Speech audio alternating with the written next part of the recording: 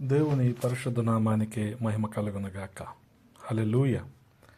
ప్రియ సహోదరి సహోదరులారా, నేటి ఫ్రైడే ప్రాక్టికల్ టాక్కు మిమ్మల్ని ప్రేమతో ఆహ్వానిస్తూ ఉన్నాం. దేవుని మహాకృపా కనికరాలను బట్టి దేవుడి రీతిగా మనల్ని సజీవుల సంఖ్యలో ఉంచి ఈ రీతిగా ఆయన సన్నిధిలో మనం కొనసాగటానికి ప్రభువు సహాయము చేశారు. మరి వారం వెంబడి వారము క్రమం తప్పకుండా ఈ ప్రాక్టికల్ టాక్లో పాల్గొంటున్న మీ అందరికీ కూడా నా హృదయపూర్వకమైన వందనాలు తెలియజేస్తూ ఉన్నాను. గమనించండి, నేటి అంశం ఏంటంటే సినిమాలు, సీరియల్స్ చూడకూడదని, పొగ త్రాగకూడదని బైబిల్ చెప్తుందా? సినిమాలు చూడకూడదని, పొగ త్రాగకూడదని బైబిల్లో లేదు కదా. మరి క్రైస్తవులు ఎందుకు వాటిని చేయకూడదు? క్రైస్తవులైన అనేకులు ఈ సందేహాన్ని కలిగి ఉన్నారు. ఈ విషయమై వాళ్ళని ప్రశ్నించిన వారికి ఏ సమాధానం చెప్పాలో తోచబడి కాక రకరకాలుగా వారిని నచ్చజెప్పటానికి ప్రయత్నిస్తూ ఉంటారు. కానీ సరైన సమాధానం చెప్పలేని పరిస్థితుల్లో విశ్వాసులు కూడా ఉన్నారు. బైబిల్ ఈ విషయమై ఏం చెప్తుందో మనం చూసినట్లయితే మనం ఇటువంటి వ్యసనాల నుండి బయటపడి దేవునికి మహిమ తెచ్చే వారంగా, ఆయనకు ఇష్టలుగా మనం జీవించవచ్చు. యెషయా గ్రంథము 55వ అధ్యాయము 2వ వచనంలో ఈ రీతిగా రాయబడింది: ఆహారము కాని దాని కొరకు మీరేలా రోకలిచ్చెదరు? సంతుష్టి కలుగజేయని దాని కొరకు మీ కష్టార్జితమును ఎందుకు వ్యయపరిచెదరు? నా మాట జాగ్రత్తగా ఆలకించి మంచి పదార్థము భుజించుడి, మీ ప్రాణము సారమైన దానియందు సుఖింపనీయుడి. దేనికి మనము మన కష్టార్జితాన్ని, మన డబ్బును ఖర్చు చేస్తున్నాము? అది మనకు, మన చుట్టూ ఉన్న వారికి ఏ విధంగా క్షేమాభివృద్ధిని కలుగజేస్తున్నాయి అనే విషయాన్ని ఎప్పుడైనా ఆలోచించామా? పౌలు అపోస్తలుడు అంటున్నాడు, గమనించండి. ఎఫెసీయులకు రాసిన పత్రిక 5వ అధ్యాయము 15-16 వచనాల్లో ఈ రీతిగా రాయబడింది: దినములు చెడ్డవి గనుక మీరు సమయమును పోనీయక సద్వినియోగము చేసుకొనొచ్చు, అజ్ఞానుల వలె కాక జ్ఞానుల వలె జాగ్రత్తగా నడుచుకోమని బైబిల్ మనకి బోధిస్తూ ఉంది. అంటే గమనించండి, మనం మన సమయాన్ని టీవీలు అంటే సీరియల్స్లో, అలాగే సినిమాలు, అలాగే ఇంటర్నెట్లో దేవునికి విరుద్ధమైన వాటిని మనం చూస్తూ చేస్తూ వాటితో మనసుని, హృదయాన్ని నింపేసుకొని కలుషితం చేసేసుకుంటున్నాం. దానివలన మన సమయం ఎంత వృధా చేయబడింది, దీనికి మన డబ్బు ఎంత ఖర్చు పెట్టాము, అది సంతృప్తిని కలుగజేసిందా, లేదా అవి చూడటం వల్ల చెడు ప్రభావం మనలో ఎక్కువైపోయి కలవరాలు, కలతలు, పోట్లాటలు ఇంట్లో మొదలై శాంతి సమాధానాలు, ఆరోగ్యాన్ని మనం పోగొట్టుకున్నాం. అంత మాత్రమే కాదు, వీటి వల్ల వచ్చే క్షేమం ఏంటి అని ఒక్కసారి కూడా మనుషులు ఆలోచించడం లేదు. సమాజాల్లో జరిగే ఎన్నో ఆకృత్యాలకు, దురాగతాలకు ఇటువంటి విషయాలే కారణం అవుతున్నాయి. ఇవి వ్యక్తి జీవితంలో ఎంత దుష్ప్రభావాన్ని చూపిస్తున్నాయో ఒకసారి కూడా మనిషి ఆలోచించటం లేదు. పరమ తండ్రి అయిన దేవుడు మనకు స్వేచ్ఛ, స్వాతంత్రాన్ని ఇచ్చాడు. అంటే మనకు స్వచిత్తాన్ని ఇచ్చాడు. జీవ మరణాలు రెండింటిని కూడా మన ఎదుట ఉంచాడు. ఏది కావాలో కోరుకొని ఎంపిక చేసుకోవలసిన కర్తవ్యం మాత్రం మందే. అందుకనే పొగ పీల్చటం ఆరోగ్యానికి హానికరమని, అది ఊపిరితిత్తుల క్యాన్సర్ని కలుగజేస్తుందని సిగరెట్ పెట్టె మీదే రాసున్నప్పటికీ మన కష్టార్జితాన్నంతా కూడా వెచ్చించి మరి మనుషులు పెట్టెల మీద పెట్టెలు కొంటున్నారు. సిగరెట్లను రింగులుగా పొగలు ఊదుతూ మరి అది ఒక విలాసానికి, అది ఒక గొప్పతనానికి చిహ్నంగా భావిస్తూ మరి ఆ విధంగా కొనసాగిపోతూ ఉన్నారు. ఆ విలాసం ఒకానొక రోజున ఈ వ్యక్తుల కొంప ముంచుతుంది అన్న సంగతిని మాత్రం వాళ్ళు గ్రహించట్లేదు. ఆ పొగలోనే వీళ్ళు సంతోషిస్తూ ఉన్నారు. అంత మాత్రమే కాదు, ప్రియ సహోదరి సహోదరులారా, ఒక వ్యక్తి పొగ పీలుస్తున్నాడు అంటే అతను యాక్టివ్ స్మోకర్గా ఉంటాడు, అతని కుటుంబం అంతా కూడా ప్యాసివ్ స్మోకర్స్గా ఉంటారు. దీనివలన అతను మాత్రమే కాదు, కుటుంబ సభ్యుల ఆరోగ్యం కూడా పోతుంది. అనారోగ్యాన్ని వారు కొని తెచ్చుకుంటారన్న సంగతి, అన్న గ్రహింపు వారికి లేకుండా వారి సంతోషమే, వారి గుర్తింపే వారికి ఎక్కువైపోతూ ఉంది.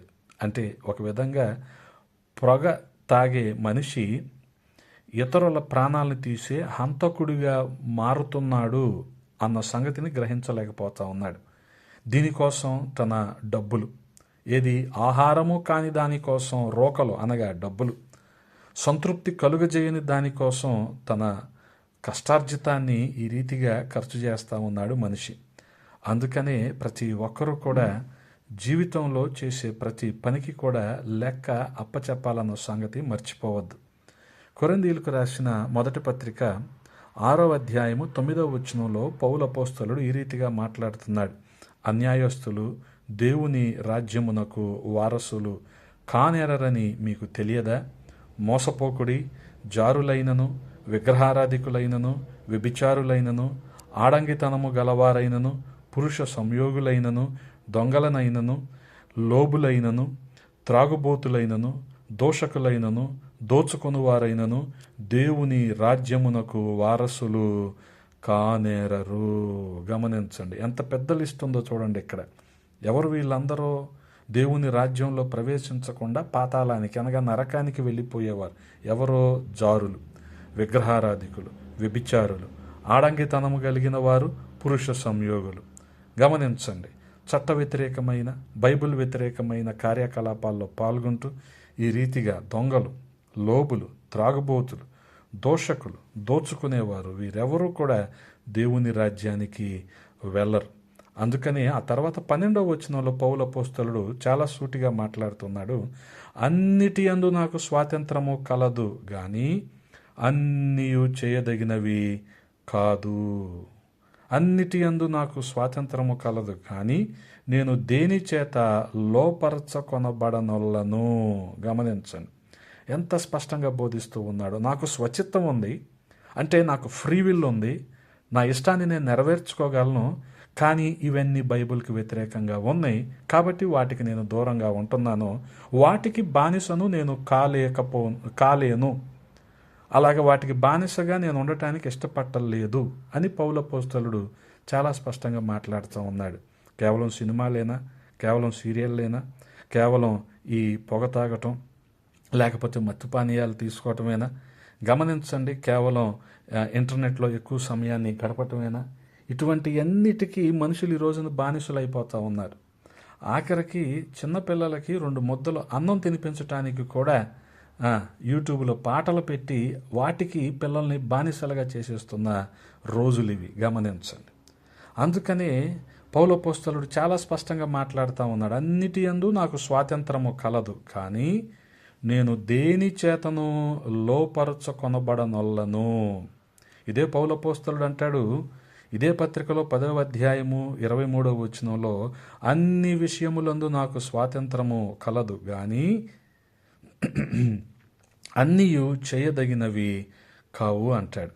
అన్నిటియందు నాకు స్వాతంత్రము కలదు కానీ అన్నీయు క్షేమాభివృద్ధి కలుగజేయవు అంటాడు. గమనించండి, ఏ వ్యసనం మనలని ఆ బలహీనతకు లోబర్చుకొని బానిసగా చేస్తుందో, ఎన్ని చేయకూడని చేయదగని వాటిని మన చేత చేయిస్తుందో అన్నీ మనకు క్షేమాభివృద్ధి కలుగ చేయవు అన్న సంగతిని మనం గ్రహించాలి. అందుకని యెషయా ప్రవక్త ఏమంటున్నాడు? ఆహారము కాని దానికోసం మీరెందుకు డబ్బులు ఖర్చు పెడుతున్నారు?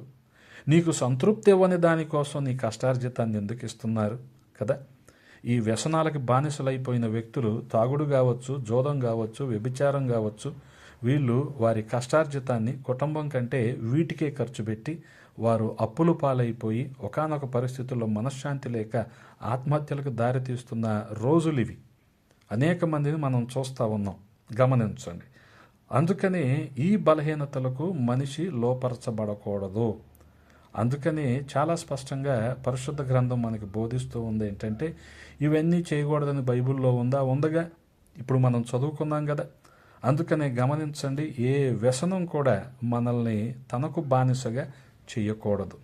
ఆ రీతిగా జ్ఞాని అయిన సొలొమోను కూడా అంటాడు, పట్టణమును పట్టుకుని వానికంటే తన మనస్సును స్వాధీనపరుచుకునేవాడు శ్రేష్ఠుడు అంటాడు. అంటే తన మీద తనకు ఒక నియంత్రణ, కంట్రోల్ ఉండటం అనేది చాలా ప్రాముఖ్యమైంది. ఆ నియంత్రణ లేకుండా చెడు సహవాసాల వైపు, చెడు అలవాట్ల వైపు మనిషి వెళ్ళిపోతున్నాడు అంటే గమనించండి, దుష్ట సాంగత్యము మంచి నడవడికను పాడు చేస్తుంది. కాబట్టే ఆ దుష్ట సాంగత్యం వైపు వెళ్ళిపోయేంత బలహీనత నీకెందుకు కదా. నీకు నీ మీద నియంత్రణ ఉండాలి అంటే నువ్వు వాక్యానుసారంగా జీవించాలి. అందుకని పౌలపోస్తలుడు అంటాడు రోమీలకు రాసిన పత్రికలో 13వ అధ్యాయము 13వ వచనంలో, అల్లరితో కూడిన ఆటపాటలైనను, మత్తైనను లేకయు, కామ విలాసములైనను, పోకిరి చేష్టలైనను లేకయు, కలహమైనను మత్సరమైనను లేకయు, పగటి యందు నడుచుకొనున్నట్టు మర్యాదగా నడుచుకొందుము. గమనించండి, పగటి యందు నడుచుకొనున్నట్లు మర్యాదగా నడుచుకొందుము అంటే వెలుగు సంబంధులుగా నడుచుకోవాలి, చీకటి సంబంధులుగా కాదు. ఇప్పుడు విషయం ఏంటంటే, అనేకులు కూడా వారి ఇష్టాన్ని నెరవేర్చుకోవటానికి వేరే ఎవరినో పోలిక తీసుకొచ్చి ఆ విషయాలన్నీ కూడా సమర్థించుకుంటూ ఉంటారు. వాళ్ళు అలా లేరా, వీళ్ళు ఇలా చేయట్లేదా, చేస్తే తప్పేంటి, నువ్వు చేయాలనుకుంటే చెయ్యి, చేసిన దానికి నువ్వు తీర్పులోకి వస్తావు, నువ్వు అనుభవించాల్సింది అనుభవిస్తావు. కానీ నువ్వు చేస్తూ దాన్ని సమర్థించుకోవటానికి వాళ్ళు అలా లేరా, వీళ్ళు ఇలా లేరా అంటూ అనేక సందర్భాల్లో మనిషి మోసపోతూ ఉన్నాడు. కానీ పరిశుద్ధ గ్రంథం మనకు సూటిగా బోధిస్తుంది ఏంటి? అల్లరితో కూడిన ఆటపాటలు. అవే కదా సినిమాలు, కామెడీ షోలు, సీరియళ్ళు, ఇంటర్నెట్లో చెత్త. ఇదంతా అల్లరితో కూడిన ఆటపాటలు కాదా? అలాగే దుర్మార్గత, కామ వికారమైన చేష్టలు మనకిప్పుడు సామాజిక మాధ్యమాలలో ఇవి ఎక్కువైపోతూ ఉంది. ఇదే గుర్తింపుగా మనుషులు భావిస్తూ ఉన్నారు. వీటి కోసమే మనుషులు పాకులాడుతూ ఉన్నారు. మరి వాటిని చూడొద్దు, చేయొద్దు అని ఒక ప్రత్యేకమైన జాబితా ఏమైనా పెట్టాలా అంటే పెట్టాడుగా ఇక్కడ, అల్లరితో కూడిన ఆటపాటలు. అందుకనే గమనించండి, బుద్ధిమంతుడు జ్ఞానవంతుడైతే ఇటువంటి విషయాల మీద అవగాహన కలిగించుకొని వీటన్నిటికీ కూడా దూరంగా ఉంటాడు. త్రాగుబోతులు, తిరుగుబోతులు, వ్యభిచారులు, చోరులు, తిట్టుబోతులు, విగ్రహారాధికులు వీరెవ్వరూ కూడా పరలోక రాజ్యంలో చేరరని వాక్యం చాలా స్పష్టంగా బోధిస్తుంది కదా. అందుకే ఈ వాక్యాలు గమనిస్తే సినిమాలు చూడొచ్చా, పొగ తాగొచ్చా అని అడిగే వాళ్ళు ఉంటారు చూడండి. ఖచ్చితంగా చూడకూడదు, ఖచ్చితంగా తాగకూడదు. ఇదంతా కూడా సమస్తమైన ఆజ్ఞాతి క్రమమే పాపము. కాబట్టి ఇదంతా కూడా పాపమే. కాబట్టి ప్రియ సహోదరి సహోదరులారా, నేడే తీర్మానం చేసుకొని పై వ్యసనాల నుంచి, అటువంటి బలహీనతల నుంచి మనల్ని మనం దూరం చేసుకుందాం. చీకటి వారంగా కాకుండా వెలుగు సంబంధులుగా నడుచుకోవటానికి ప్రభు సహాయాన్ని కోరుకుందాం. రోకలు లేకుండానే దేహానికి మనసుకు సంతృప్తిని కలుగజేసే జీవాహారమైన వాక్యాన్ని మనం తీసుకుని మనం పోషించబడి నడిపించబడదాం. దానివల్లనే మనం ఆశీర్వదించబడతాం. అందుకనే పౌలపోస్తలుడు ఫిలిప్పీలకు రాస్తూ అంటాడు 4వ అధ్యాయం 8వ వచనంలో, మెట్టుకు సహోదరి సహోదరులారా, ఏ యోగ్యత అయినను మెప్పైనను ఉండినెడల, ఏవి సత్యమైనవో, ఏవి మాన్యమైనవో, ఏవి న్యాయమైనవో, ఏవి పవిత్రమైనవో, ఏవి రమ్యమైనవో, ఏవి ఖ్యాతి గలవో వాటి మీద ధ్యానముంచుకొనుడి. కాబట్టి ప్రియ సహోదరి సహోదరులారా, మనం చేయవలసింది ఏంటంటే దేవుని మాటల ప్రకారం, దేవుని ఆజ్ఞానుసారం, దేవుని వాక్యాన్ని అనుసరించి నడుచుకునే వారంగా ఉండాలి. ఈ లోకాచారాలకు, ఈ లోక అలవాట్లకు, వ్యసనాలకు దూరంగా ఉండాలి. దాన్ని బట్టే ప్రభు మనల్ని దీవిస్తాడు. అటువంటి కృప దేవాది దేవుడు ప్రతి ఒక్కరికి దయచేయునుగాక. ఆమేన్.